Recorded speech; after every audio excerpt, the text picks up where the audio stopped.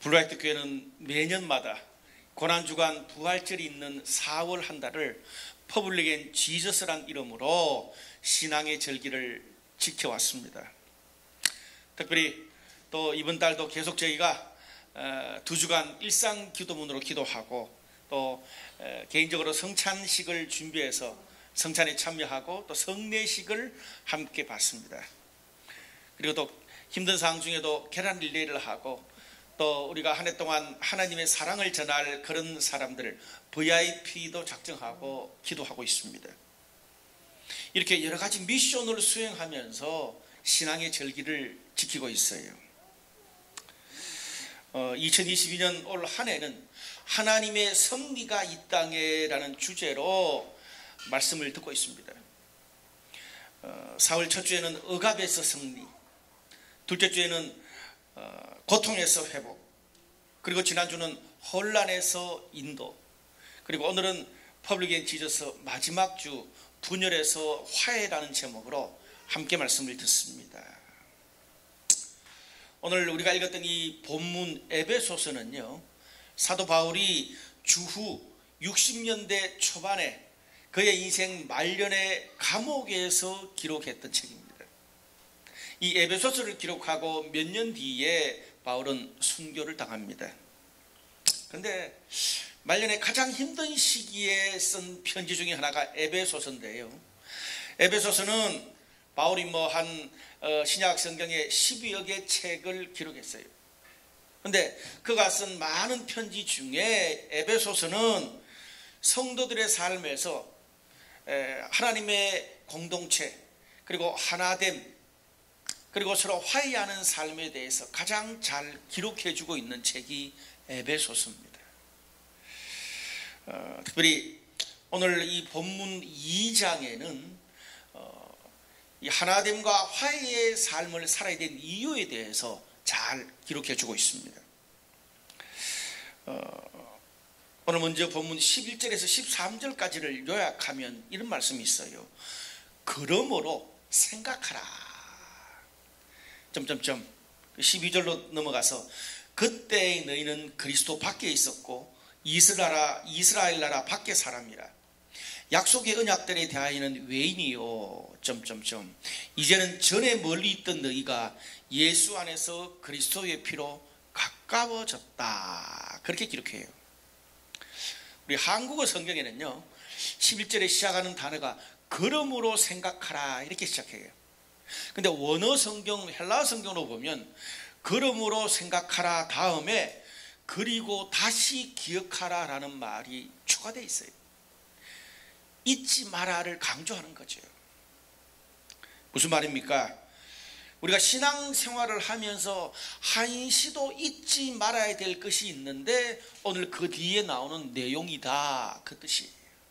그만큼 오늘 뒤에 나오는 내용이 중요하다는 말이에요.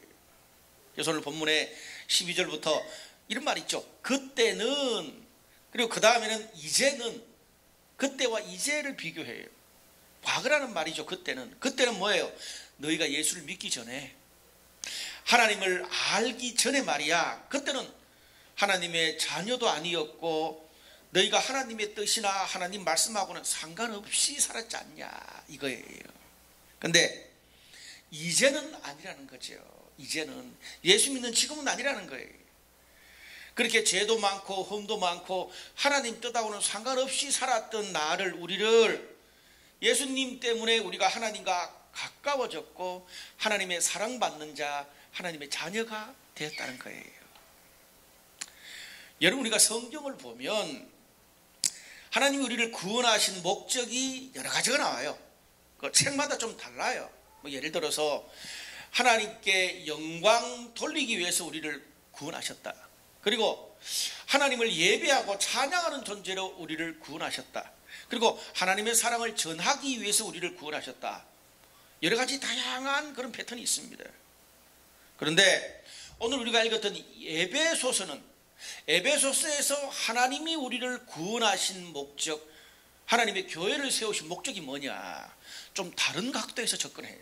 상당히 이질적이에요. 한마디로 에베소서에는 우리가 하나님의 화평, 주님의 평안을 전하기 위해서 하나님이 우리를 구원하셨고 신앙 공동체 교회를 세우셨다고 이야기를 해요. 오늘 14절에서 17절을 요약하면 이런 말씀이 나와요. 그는 우리의 화평이신지라 둘로 하나를 만드사 원수된 것 곧 중간에 막힌 담을 자기 육체로 허시고 법조문으로 된 계명의 율법을 폐하셨으니 이는 이 둘로 자기 안에서 한 세 사람을 지어 화평하게 하시고 또 십자가로 이 둘을 한 몸으로 하나님과 화목하게 하리 하심이라. 또 오셔서 먼 데 있는 너희에게 평안을 전하시고 가까운 데 있는 자들에게 평안을 전하셨으니 이는 그로 말미암아 우리 둘이 한 성령 안에서 아버지께 나아감을 얻게 하려 하신다. 이렇게 기록해요. 좀 긴 말씀인데 오늘 이걸 좀 하나씩 뜯어보고 씹어보면 굉장히 깊이가 있는 그런 말씀입니다. 여기에 처음 시작하는 주님이 우리의 화평이다. 우리 오늘 찬양에도 나오는데 주님은 우리의 평화다 그 말이에요. 근데 여기서 나오는 주님이 주시는 평안, 주님이 주시는 화평은 좀 다른 의미가 있어요. 이 헬라어로는 에이레네, 그리고 구약의 히브리어로는 샬롬하고 똑같은 뜻이에요. 우리가 보통 그냥 일반적으로 평안하다 그럴 때는 모든 것이 다 갖춰져 있고 마음이 평안해서 오는 상태를 평안이다 그러잖아요. 평화라 그러잖아요. 근데 여기서 주님이 주시는 화평, 주님이 주시는 평화는 그거를 뛰어넘는 의미예요. 불화, 다툼, 적대적인 감정, 서로 죽이고 싸워서 전쟁으로 관계가 다 깨져버렸어요. 그런데도 하나님이 도와주시는 것을 통해서 다시 관계가 회복되어 서로 하나 되어 좋았을 때처럼 원래대로 온전히 회복되는 것, 그 평안을 이야기해요. 그것을 오늘 성경은 화평이다 그래요. 세상에서 말하는 그런 평안하고 차원이 다른 이야기죠. 고통과 절망, 싸움과 적대적인 관계에서 하나님의 도움으로 온전히 회복되는 것을 이야기해요. 한마디로 인간들 사이에서 도저히 회복이 불가능한 것을, 그런 원수 같은 관계를 예수님이 십자가를 지심으로 온전히 회복해 하는 화평을 주셨다는 거예요. 그래서 오늘 성경은 그 예수님의 십자가를 통해서 오랜 세대 동안 서로 원수처럼 지냈던 유대인과 이방인들에게 막혔던 담이 무너지고 계명의 율법을 폐하셨다고 말합니다. 유대인과 이방인들의 관계가 왜 이렇게 원수처럼 대대로 이어져 왔냐, 제가 뒤에 좀 말씀드릴 거예요. 자, 여기에 그러면 유대인과 이방인의 막힌 담은 뭐냐, 당시의 종교적인 배경을 좀 이해할 필요가 있습니다.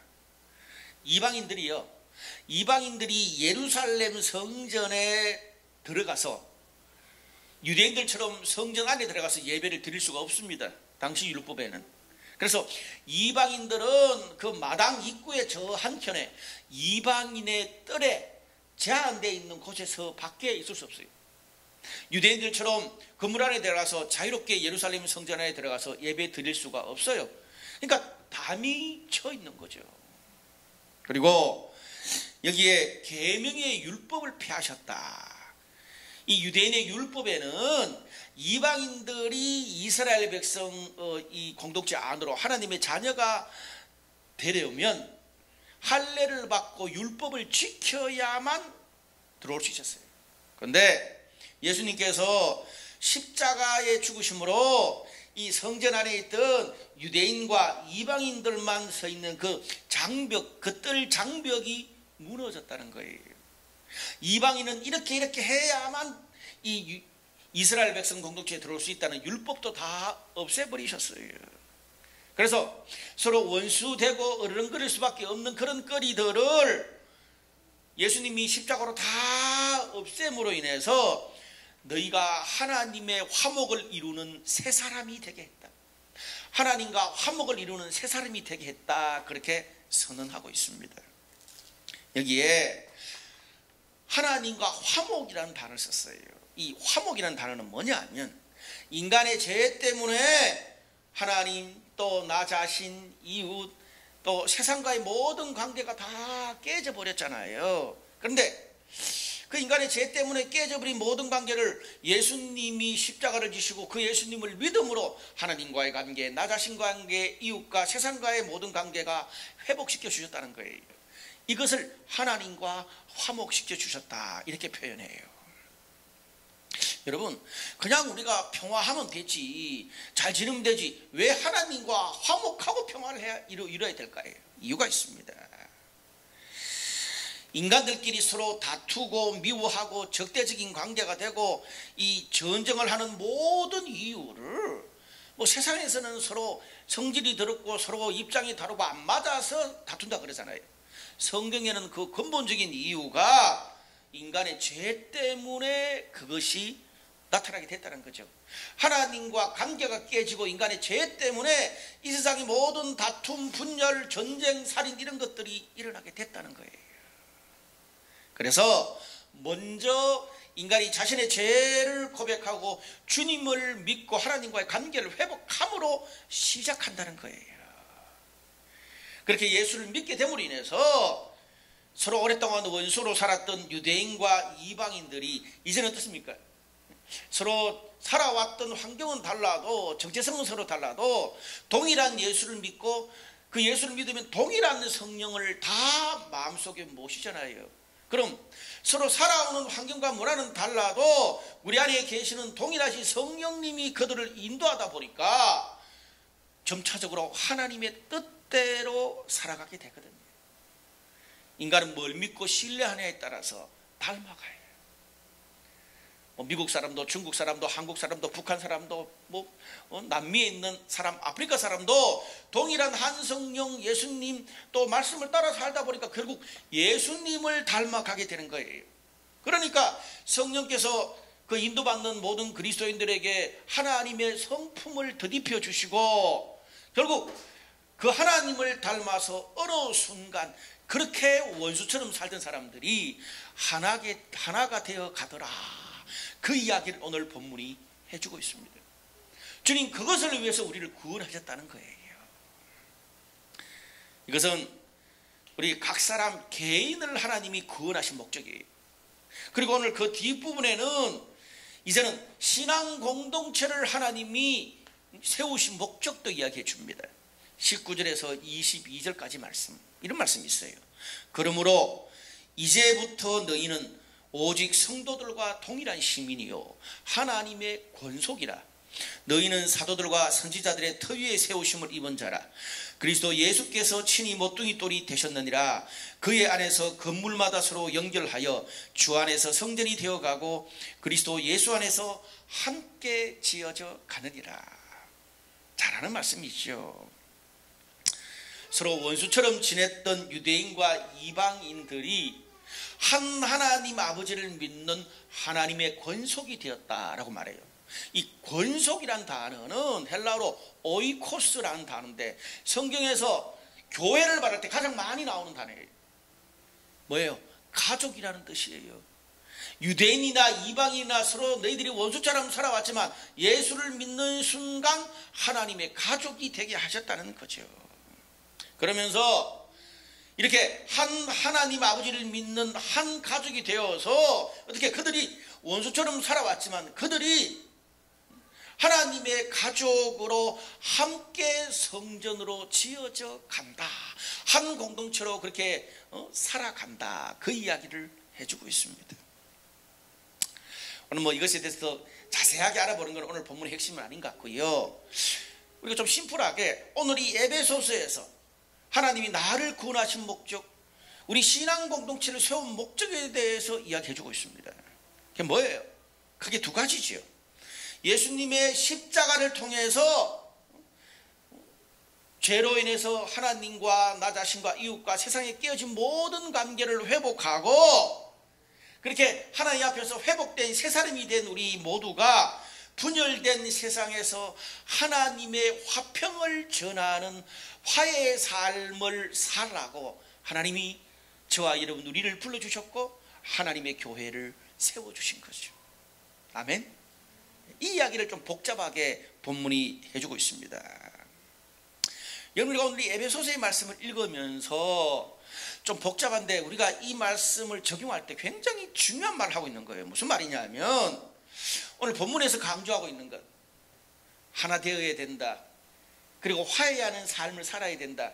너희가 하나님의 화평을 따라서 살아야 된다. 이게 우리 성도들이 지켜야 될 여러 가지 신앙의 목록들 중에 어떤 하나를 이야기하는 게 아니고, 이게 없으면 너희가 그리스도인 맞냐라고 이야기하는 신앙의 본질로 이야기한다는 거예요. 그래서 하나 되는 삶, 화해의 삶, 화평을 추구하는 삶을 없어서는 안 될 신앙인의 반드시 있어야 될 본질, 신앙 공동체에 반드시 있어야 될 것으로 이야기한다는 것이 중요합니다. 여러분, 이 하나 되는 화해의 삶을 기독교 신앙에 없어서 안 될 본질로 왜 에베소서가 그것을 이렇게까지 극단적으로까지 강조하고 있을까요? 이유가 있습니다. 특별히 오늘 이 에베소서의 이 화해의 삶은요, 타인들에게 별로 관심이 없고 이 대도시에서 삶을 살아가는 개인주의적으로 살아가는 현대인들에게 너무나 중요한 메시지가 돼요. 왜 그러냐 하면 오늘 우리 수도권에 사는 이 대도시에 사는 저와 여러분, 우리들의 삶과 우리들이 처한 상황과 환경하고 당시 바울이 이 에베소서를 썼던 에베소에서의 삶이 비슷한 일맥상통하는 면이 있다는 말이에요. 제가 좀 당시 에베소가 어떤 도시인지를 좀 설명해 드리면요, 당시 로마가 이탈리아 그 반도뿐 아니라 유럽, 아프리카, 그리고 중동, 당시 세계 최고 큰 제국이었잖아요. 세계 한 3분의 1을 정복했다고 해도 과언이 아닐 정도로. 그런데 로마가 지배하는 그 큰 땅에 건설한 4대 가장 큰 도시가 있어요. 그게 뭔지 아세요? 이태리 로마, 이집트 알렉산드리아, 시리아에 있는 안디옥, 터키의 에페소. 여기가 당시 로마가 건설한 가장 큰 도시가 있는 지역이었어요. 여기 에베소서를 기록한 에베소가 로마가 건설한 4대 도시 중에 하나니까 요즘으로 치면 뉴욕, 파리, 도쿄, 상하이, 서울 이런 수준이라는 거죠. 그런데 그러다 보니까 에베소는 돈이 흘러 넘쳤습니다. 다양한 나라 사람들이 성공하기 위해서 몰려들었어요. 2000년 전에 이 건설한 이 에베소라는 도시에 제가 이제 그 터키 지역의 에페소를 가보니까 유적지가 많거든요. 지금 봐도 와, 이런 거를 2000년 전에 건설했다고 입이 딱 벌어져요. 원형 경기장이요, 25,000명이 수용되는 원형 경기장이 있어요. 너무 커요, 너무 커요. 예. 그럼 목욕탕이요, 와, 이거는 요즘 저렇게 좋고 큰 목욕탕이 없을 것 같아요. 대리석으로 그냥. 그리고 당시 고대 사회, 당시 고대 제국에서 짓기 어려운 7대 불가사의 건축물 중에 하나인 이 아데미 신전이 거기 있었어요. 정말 커요. 압도적이에요. 그만큼 크고 부유한 도시였어요. 그러다 보니까 당시 에베소라는 큰 도시에서 사람들이 어떻게 하든지 성공하고 돈을 가지고 출세하면 그냥 평생 떵떵거리면서 누리며 살 수 있었어요. 근데 문제는 너무 세속적인 도시였어요. 로마라는 사회가 그렇잖아요. 그러다 보니까 그냥 이상한 잡다한 종교들의 천국이었고요. 에베소가 성적으로 물러난 것이 도를 넘었어요. 도를 넘었어요. 안 깨어진 가정이 없을 정도고요. 힘이 있는 사람들이 약한 사람들을 무시하고 노예처럼 부리는 것이 무슨 당연한 권리였어요. 왜? 로마 사회가 노예가 합법적으로 있는 그 사회잖아요. 약육강식의 끝판왕이었어요. 세속적인 가치관의 끝판왕이 로마 사회였습니다. 당시 로마가 주변의 나라들을 힘으로 정복하면 거기에 있는 사람들을 노예로 붙잡아서 데리고 와서 그냥 종처럼 부렸어요. 그리고 이 노예들은 주인 마음대로 죽이든지 살리든지 마음대로 해도 아무 문제가 없었어요. 사람뿐 아니에요. 거기에 있는 그 식민지에 있는 그 모든 뭐 물자와 그런 모든 것들을 다 가져왔었어요. 과거에 일제가 우리나라를 36년 지배할 때 그랬잖아요. 근데 그거는 로마 사람들에 대면 아주 준수한 수준이었어요. 그냥 갈아 마실 정도로 다 뽑아서 썼어요. 근데 특별히 이 유대인들도 로마에 정복당했거든요. 근데 유대인들이 굉장히 자존심이 센 민족이라서 끝까지 투쟁하다가 거의 마지막 부분에 식민지가 됐어요. 그러다 보니까 로마인들이 볼 때 유대인들이 너무 괘씸하거든. 그래서 다른 민족들보다 더 특별히 아주 혹독하게 다뤘습니다. 여러분, 그러다 보니까 이런 상황에서 나라를 빼앗기고 로마의 노예로 모든 것이 다 탈탈 털린 그런 식민지 민족 입장에서 유대인과 이방인인 로마 사람들이 어떻게 하나가 될 수 있었겠어요? 어떻게 하나가 돼요? 내 가족 친척들이 다 잡혀 죽고 그랬는데 대를 이어서 원수를 갚아도 모자랄 지경이었어요. 특별히 당시 로마 사회는 인간을 철저히 능력별로 구분하는 계급사회였습니다. 있는 사람, 없는 사람, 배운 사람, 못 배운 사람, 금수저, 흑수저, 귀족, 평민, 주인, 노예, 남자, 여자, 어른, 어린아이, 로마 시민, 타민족, 도시에 사는 사람, 시골에 사는 사람, 모든 인간을 철저히 세속적인 가치관으로 나누었어요. 여러분, 제가 이제 전공이 역사인데 역사적으로 볼 때 로마라는 나라가 가장 화려한 나라인데 로마만큼 인권을 유린하는 잔인한 나라가 또 없어요. 그게 로마였어요. 근데 그런 사회 분위기에서 성경이 뭐라 그래요? 예수님이 십자가를 지심으로 유대인과 로마인이 더 이상 원수로 지내지 않고 한 하나님을 믿는 하나원 하나님의 가족이 되게 할 거다. 너희를 그렇게 새 사람으로 만들어 하나님의 평화를 전하는 그런 모델 새 사람, 새로운 공동체로 만들 거라고 이야기를 하시는 거예요. 실제로 초대교회에서는 하나님의 공동체 안에서 유대인과 지배자인 로마인, 노예와 주인, 귀족과 평민, 여자와 남자, 어른과 어린아이가 함께 소통하면서 공동체를 이루면서 신앙생활을 하게 됐어요. 여러분, 이게 당시 로마 시대에 사는 사람들, 그런 가치관에서는 있을 수도 없는 일이었어요.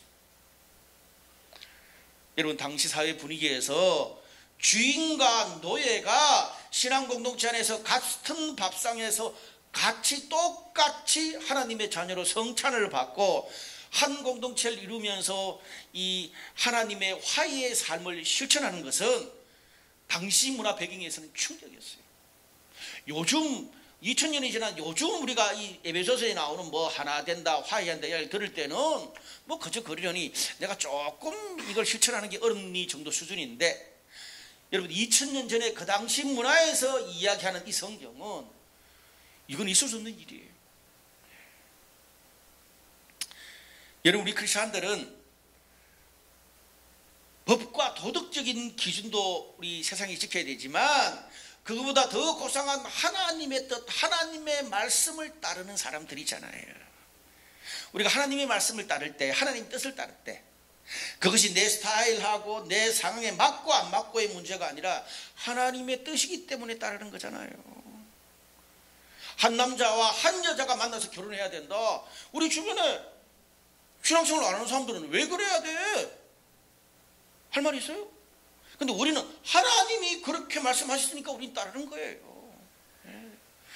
성도들이 분열, 혐오, 차별의 삶을 살지 않고 하나 되는 화해의 삶을 살아야 될 이유가 뭐예요? 나는 그게 내 스타일이 안 맞을 수 있어요. 근데 오늘 본문으로 말하면 뭐예요? 하나님의 말씀이, 하나님의 뜻이 그렇다라고 이야기하는 거예요. 간혹 우리 주변에 보면 어떤 사람들 같은 경우는 인간에 대해서 관심 자체가 없는 사람도 있어요. 왜 하나 돼야 돼? 왜 화해의 삶을 살아야 되는 고사하고 인간 자체, 인간관계 자체에 관심이 없어요. 천상천하 유아독존, 그냥 나 혼자만 이기적으로 사는데 모든 에너지를 써요. 아니, 인간이 다 자신이 타고난 것과 자기 뿌린 대로 거두는 거지. 왜 약하고 어려운 사람 도와야 돼? 관심을 가져야 돼? 아니, 그게 아니라 시작 자체가 기울어진 운동장이라고. 너는 금수저로 태어났지만 저기는 흙수저로 태어났잖아. 아이고, 내가 뭐 그렇게 낳게 했냐? 그것도 다 지복이지? 아니, 내가 법을 어기기로 했냐, 다른 사람한테 피해 주는 것도 아닌데 내 인생 내 가치관으로 사는데 뭐가 문제야? 요즘 현대인들이 가장 많이 이야기하는 것 중에 하나잖아요. 그렇게 말할 때 그거 잘못했다고 우리가 어떻게 말할 수 있어요? 말 못해요. 내 인생 내 사는데 내가 법에 추측하는 것도 아닌데 뭐가 문제야? 그런 사람들을 향해서, 그런 에베소 성도들, 그런 오늘 크리스찬들을 향해서 바울이 뭐라 그래요? 오늘 본문에 이전에는 너희가 그랬다는 거예요. 이전에가 뭐예요? 너희가 예수를 믿기 전에, 하나님의 사랑을 알고 하나님을 바로 알기 전에는, 하나님의 뜻을 알기 전에는 네 마음대로 세속적인 가치관대로 그렇게 살아도 됐다. 근데 이제는 아니라는 거예요. 이제는 뭐예요? 너희가 하나님을 바로 알았지 않냐? 하나님의 사랑이 뭐고 하나님의 뜻이 뭐고 너희를 향한 하나님의 구원의 목적이 뭔지를 바로 알았지 않냐? 그럼 성경에 하나님의 뜻이 뭐라고 되어 있어? 그렇게 인간을 편가르고 미워하고 잘난 사람 못난 사람 그렇게 무시하며 사는 게 아니라 하나님의 화평을 전하는, 화해를 실천하는 삶을 살아야 된다 이 말이에요. 왜? 그것이야말로 너희를 구원하신 하나님의 목적이 되기 때문에 그렇다. 그런데 네 삶에서 정말 그런 하나님의 화평을 추구하고 화해하는 삶이 네 삶에 없고 너희 가정이 없고 너희 신앙 공동체 안에 없다면 너희 신앙은 헛거다, 잘못된 거다라고 이야기하는 거예요. 이게 오늘 본문의 요지예요. 굉장히 충격적인 말이죠. 여러분, 근데 이 말씀 쭉 들을 때 어떻습니까? 저는 설교를 이렇게 어제 저녁에 준비하면서 맞는 말이다, 멋지다. 근데 목사인데도 제가 이걸 다 적고 나니까 내 마음속에 살짝 부담이 있어. 나도 이렇게 액면가대로 잘 못 사는데 그런 생각이 드는 거예요. 여러분, 우리도 다 우리 크리스찬이면 나름대로 다른 사람들하고 잘 지내보려고 노력해 왔잖아요. 근데 그렇게 잘 지내려고 뭐 화해의 삶을 실천하려고 노력해 왔는데 어떨 때는 스타일이 안 맞아서 부딪히고 성격 차이가 나서 처한 입장이 달라서 간혹 어떤 인간관계는 아무리 노력해도 안 되고 더 꼬이는 인간관계도 있잖아요. 또 어떤 관계는 서로 주고받은 상처와 데미지가 너무 많아서 회복 불능인 관계도 있더라고요. 여러분 안 그러세요? 그런 사람들, 그런 관계는요, 같은 자리에 앉아서 서로 보는 것조차도 힘든 관계가 있어요. 근데 그것만 아니라 좋았던 관계도 우리가 꼬일 때가 있잖아요. 심지어 오랫동안 함께했던 친한 친구, 사랑하는 사람, 부부, 가족, 같은 신앙 공동체에서 오랫동안 신앙생활을 했는데 어느 한순간의 일 때문에 물과 기름처럼 안 맞는 그런 사람도 생기는데 우리가 타인들과 어떻게 평화와 하나됨과 화해의 삶을 실천할 수 있을까요? 여러분, 저도 이걸 보고 생각하다가, 그런데 계속 묵상하는데 제 마음에 참 위로가 됐어요. 오늘 말씀을 보면서. 여러분, 오늘 여기에 가만히 있는데 유대인과 이방인들이 먼저 우리가 화해의 삶을 실천해야지, 원수된 것을 하나로 좁혀야지, 그들이 먼저 발부둥 친 게 아니에요. 그들은 그냥 원수로 수백 년 동안 살아왔어요.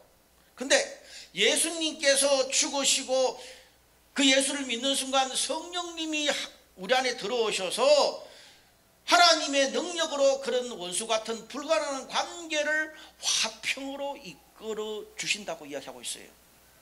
아멘? 내가 하는 게 아니에요. 여러분, 인간의 감정은요, 원수 같은 관계를 절대 뛰어넘을 수 없더라고요. 보면 꼴도 보기 싫은데요. 근데 하나님께서 예수 안에 있는 우리들에게 성령으로 하나님께서 그렇게 저와 여러분 우리를 이끌어 가시겠다는 거예요. 사랑하는 여러분, 간혹 내가 지금 친구들과의 관계에서, 가정에서, 직장에서, 교회에서 화해의 삶을 실천하지 못하고 하나의 삶을 실천하지 못한다고 낙심하지 마십시오. 걱정하지 마십시오. 오늘 성경은 뭐라 그래요? 내 안에 계신 성령께서 우리를 인도하셔서 하나님의 성품을 주셔서 나를, 저와 여러분 우리를 그런 하나님의 새 사람, 하나님의 화평을 전하는 사람으로 이끌어 만들어가 주실 것이라고 약속하고 있습니다. 아멘. 우리는요, 늘상 해왔던 것처럼 그냥 우리 수준에서 주님 따라가면서 신앙생활을 하면 돼요. 그러다 보면 어느 날 깨어진 관계, 원수 같은 관계도 성령께서 회복시켜 주시는 것을 보게 될 거예요. 제가 뭐 한 번씩 간증하지만 저희 가정에도 특별한 참 가정의 이력이 있어서 온전히 회복되는데 30년 이상 걸렸어요. 근데 중요한 거는 하나님께서 온전히 회복시켜 주신다는 그거를 믿음을 절대 포기하지 않으면 돼요. 여러분, 우리가 화해의 삶을 실천하는데 잘 안 되는 이유가 뭘까요? 제가 곰곰이 묵상해 보니까 우리가 그 기준을 너무 높게 잡고 있는 거예요. 그러다 보니까 마음으로는 내가 동기부여가 돼서 내가 이제 용서하고 하나 되고 화해해야지 막상 갔어. 근데 같이 이야기하다 보면 또 열받아. 같이 일하다 보면 역시 우린 아니야, 도무지 아니야 라는 걸 더 확인받을 뿐이에요. 그러니까 다시 또 좌절하고 죄책감이 가득한 거예요. 도저히 우리가 우리 삶에서 해결하기 힘든 것으로 그냥 던져놔 버리는 거예요. 여러분, 오늘 우리가 에베소서에 말하는 이 성경에서 하나 되는 삶, 화해의 삶은 우리 그리스도인들이 평생 쫓아가야 될 신앙의 이상 비전입니다. 제가 왜 이런 말씀을 드리느냐, 여러분, 우리가 이 구약의 이사야 선지자가 쓴 책이 이사야서잖아요. 우리가 이사야서에 보면은 어떤 말이 있냐면, 메시아가 오시면 원수처럼 지내는 유대인과 이방인들이 하나가 될 거고, 하나님이 그 이방인들을 성전으로 불러 모아서 유대인들과 같이 예배 드리게 할 것이라는 충격적인 선언이 나와요. 이미 이사야서예요. 근데 문제는 그게 실제로 이루어진 게 언제냐는 거죠. 이 예언이 언제가 돼서 실제가 됐어요? 수백 년이 걸렸어요. 신구약 중간 시대를 지나서 예수님이 이 땅에 오시고 초대교회에서 유대인, 이방인, 원수들이 한 공동체로 예배 드리게 되는 그 과정은 수백 년이 걸렸어요. 근데 이 말씀이 있는 게 왜 중요해요? 이사야 선지자가 이 수백 년 전에 유대인과 이방인, 원수된 사람들이 서로 주님 안에서 한 공동체가 된다는 것이 하나님의 뜻이라는 게 명백하게 있으니까 시간이 지나서도 이들이 우리가 언젠가는 화해를 이루어야 되는구나, 목적과 화해하는 계기를 준다는 거예요. 이게 중요해요. 여러분, 기억하시길 바랍니다. 지금 내 성질, 또 서로의 차이, 상황, 환경 때문에 화해의 삶을 실천하기 어려울 수 있어요. 그럼에도 불구하고 우리가 지금 잘 우리 수준에서 안 되지만 화해하고 하나 되고 서로 화평을 이루는 것이 하나님의 뜻이라는 것을 알고 우리가 신앙생활하며 따라가다 보면 하나님께서 언젠가 성령을 통해서 우리의 삶, 우리의 가정, 우리의 직장, 우리의 셀, 우리의 교회를 하나님의 새 사람, 평화의 공동체로 만들어 주실 것입니다. 그걸 끝까지 믿고 포기하지 않으면 돼요. 그래서 제가 30년 그랬잖아요. 우리 가정의 온전한 그 화평. 사랑하는 여러분, 우리가 퍼블릭 앤 지저스 우리가 4주를 보내면서 오늘 이 설교를 들으면서 여러분 마음 가운데 좀 용서하고 싶은 사람, 해야 되겠다고 생각이 드는 사람, 화해하고 싶은 사람이 떠오르잖아요. 그런데 그걸 시도 안 해봤겠어요? 해봐서 잘 안 되는 거예요. 그래서 뭐 용서하자, 화해하자 그러면 일단 막 그냥 해봐도 안 되는 거니까 저는 오늘 좀 다른 패턴을 말씀드리고 싶어요. 여러분, 우리가 사람을 용서하고 화해하는 데는 몇 가지 과정이 있습니다. 저는 4가지 스텝을 말씀드리고 싶어요. 자, 첫 번째 스텝은요, 제일 누구나 할 수 있는 스텝이에요. 근데 이것부터 시작돼요. 왜?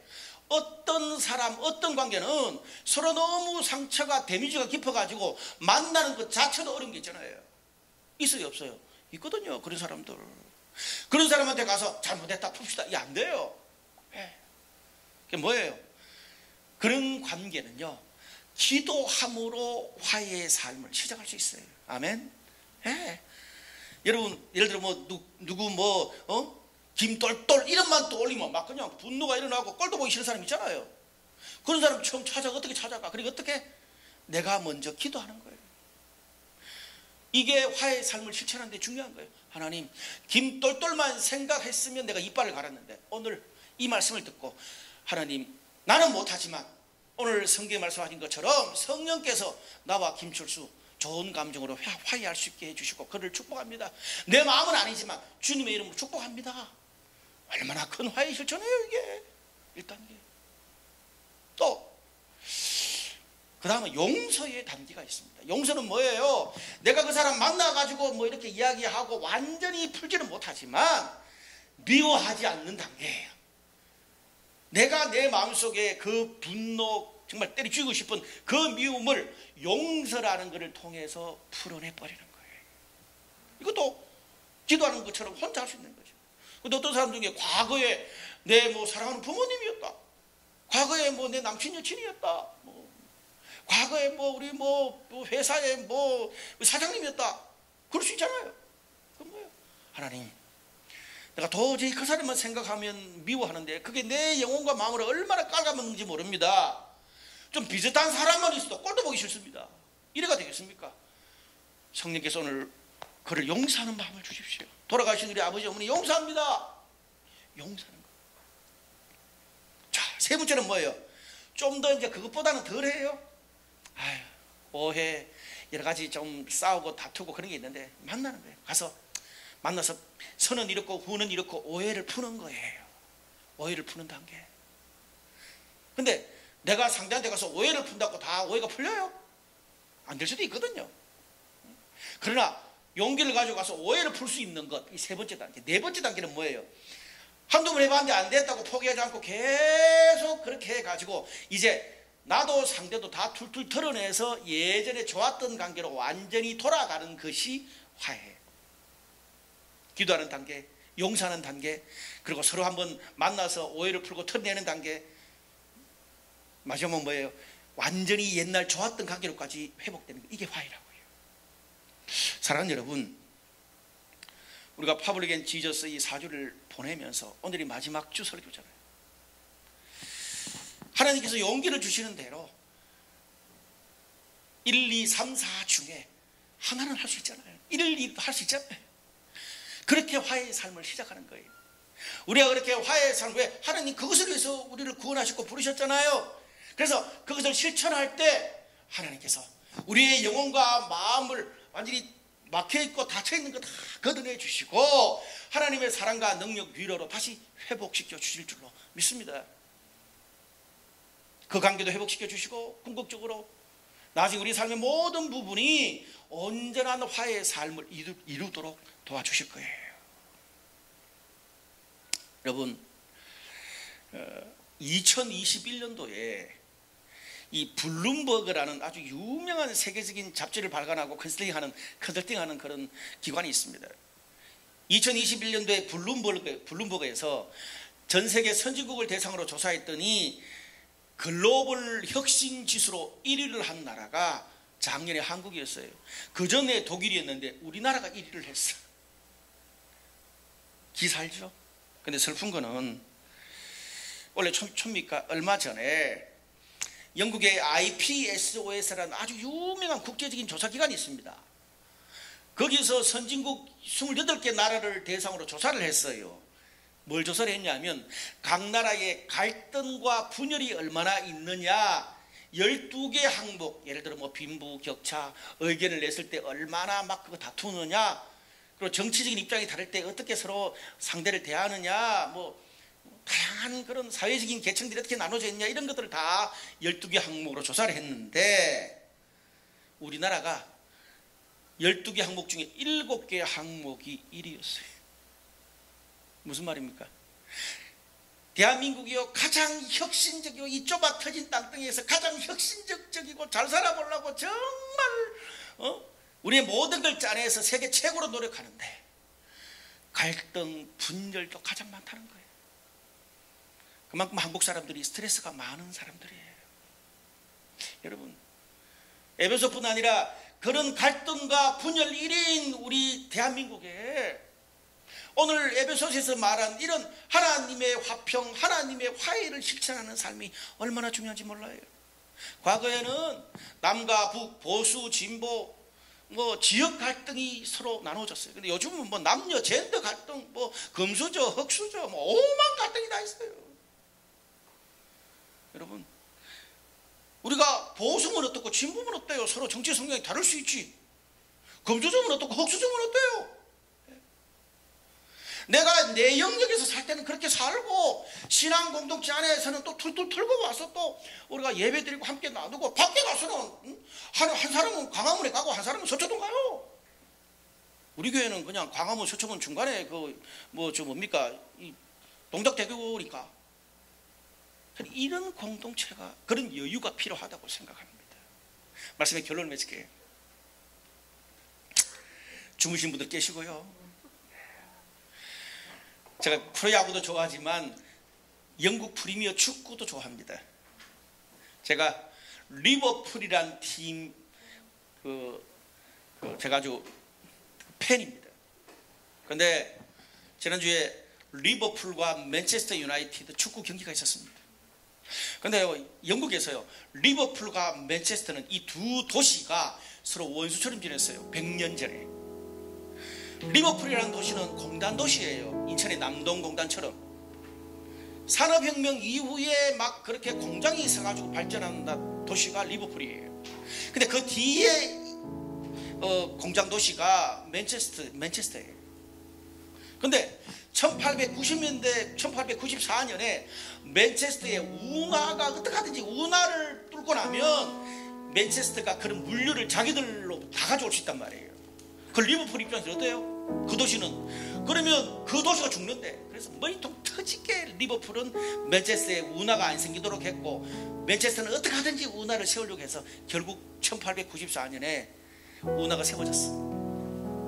리버풀이라는 도시는 죽게 되었고 이 맨체스터는 뜨는 도시가 됐어요. 근데 그때 막 1894년 요쯤에 리버풀과 맨체스터 유나이티드 축구팀이 생겼어.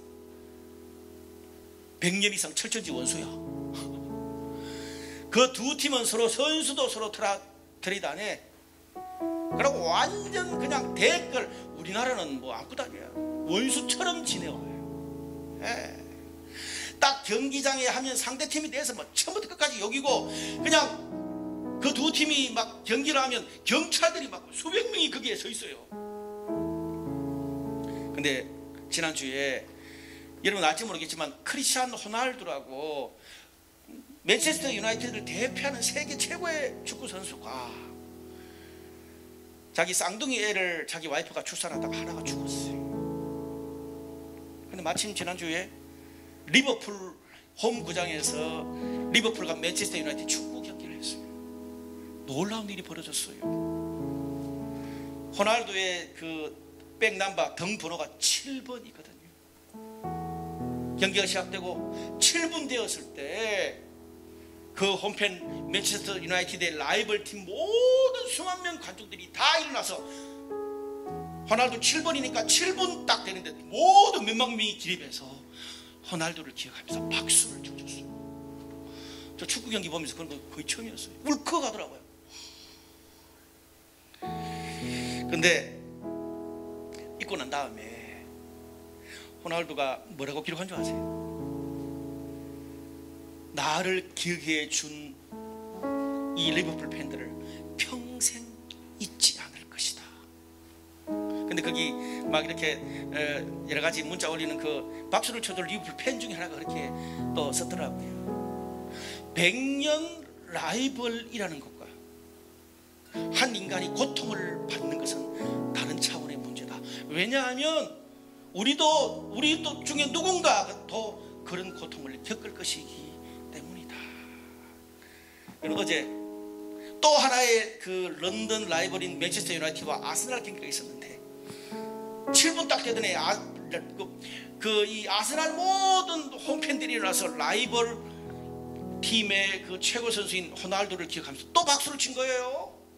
무슨 말이에요?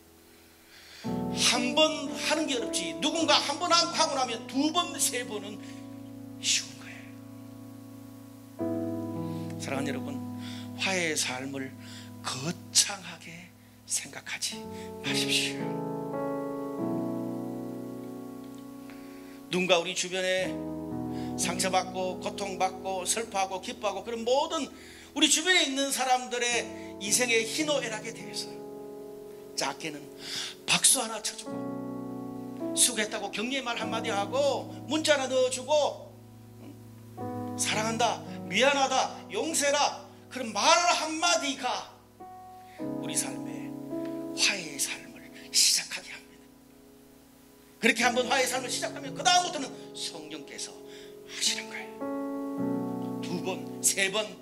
이제는 이 관계뿐 아니라 우리 이제 부부관계, 자녀관계, 우리 직장과 셀, 교회 모든 우리가 사는 삶 속에 하나님의 화해의 삶을 살게 하실 줄로 믿습니다.